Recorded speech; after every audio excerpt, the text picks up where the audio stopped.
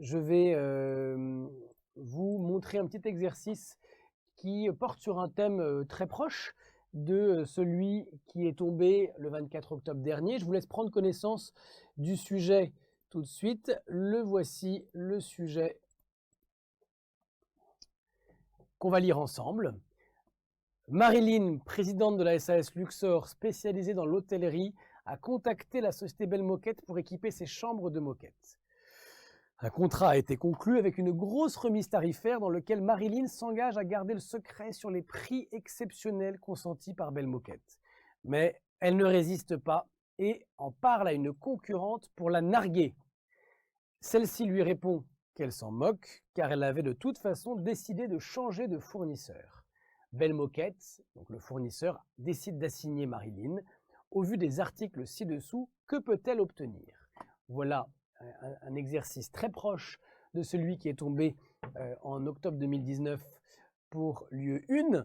Et les annexes qu'on vous proposait à côté de cet exercice étaient les suivantes. Article 1231-3 du Code civil, le débiteur n'est tenu que des dommages et intérêts qui ont été prévus ou qui pouvaient être prévus lors de la conclusion du contrat, sauf lorsque l'inexécution est due à une faute lourde ou dolosive. Donc là, c'est ce qu'on vient de voir. C'était un des 3 articles qui se trouvait justement dans l'annexe 1 du sujet 2019. Mais là, il y en a un autre. C'est l'article suivant qui ne figurait pas pour le coup.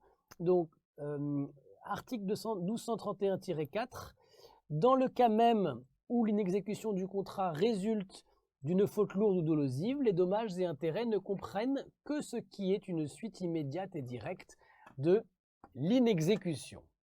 Alors, premier exercice, qualifier les faits. Je vous rappelle cette opération intellectuelle du juriste qui prend des faits bruts et qui les associe à une catégorie juridique qui va permettre d'en déterminer le régime, les règles applicables.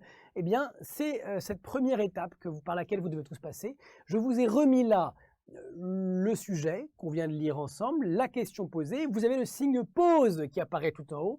Je vous invite à faire maintenant pause et à réfléchir par vous-même. Et ce n'est que quand vous aurez dans votre tête ou par écrit, si vous avez un morceau de papier à côté de vous, allez-y, que quand vous aurez réussi à qualifier les faits, que vous pourrez relancer la vidéo pour qu'on passe à la réponse de ce premier sous-exercice, la qualification des faits, qui est indispensable pour avoir tous les points. Allez-y. Alors voilà, la qualification des faits, tout simplement, c'était ces 2 phrases. La présidente d'une société viole sciemment une clause de confidentialité figurant dans le contrat qu'elle a signé avec un fournisseur. Celui-ci souhaite obtenir réparation. Alors, deuxième étape, la question de droit. Là, je vous ai remis à nouveau les faits et la question et je vous invite à faire pause maintenant et à formuler dans votre tête ou sur un papier si vous pouvez à côté de vous le problème de droit, la question de droit et à ne relancer la vidéo que quand vous êtes satisfait de ce problème de droit qui va montrer à votre correcteur si vous l'écrivez dans votre copie que vous avez totalement compris, que vous savez passer des faits bruts à la question de droit via la qualification et donc que vous êtes un bon juriste potentiel. Alors voici la réponse. La question de droit était « Quel est le préjudice indemnisable dans le cadre de la responsabilité contractuelle ?»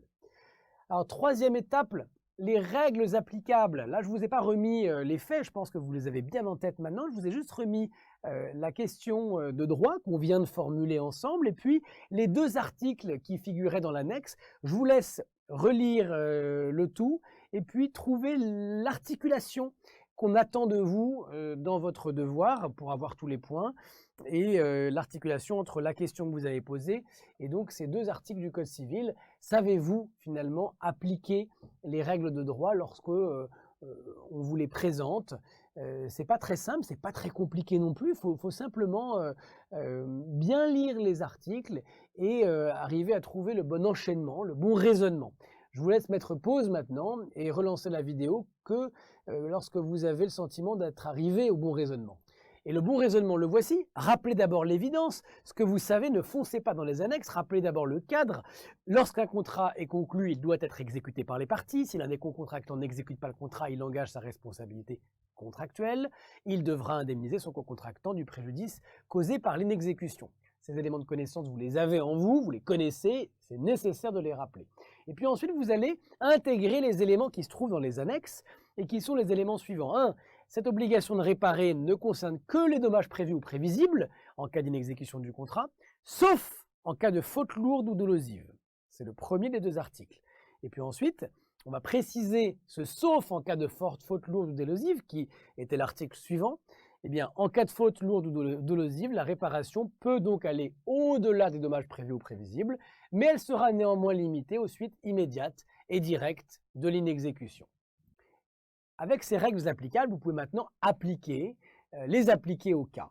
Je vous remets le sujet et je vous laisse formuler à nouveau cette dernière étape, soit dans votre tête, soit en l'écrivant si vous pouvez, et vous faites pause, vous relancerez la vidéo lorsque que vous aurez le sentiment d'avoir, là encore, trouvé le bon enchaînement logique. Et le bon enchaînement, le voici. En l'espèce, Marilyn a commis une faute lourde et même peut-être dolosive, c'est-à-dire intentionnelle, en violant sciemment la clause de confidentialité qui figurait dans le contrat qu'elle a signé avec Belmoket. Le dédommagement de Belmoket peut aller donc théoriquement au-delà des dommages prévus ou prévisibles, mais il sera limité aux suites immédiates et directes de l'inexécution. Or, la concurrente de Marilyn avait de toute façon, dit-elle, décidé de changer de fournisseur. La violation de la clause de confidentialité n'est donc pas une cause immédiate et directe de la perte du client pour Belmoket. Le dédommagement de Belmoket ne pourra donc pas être équivalent au prix qu'aurait payé le client perdu. Il sera juste symbolique.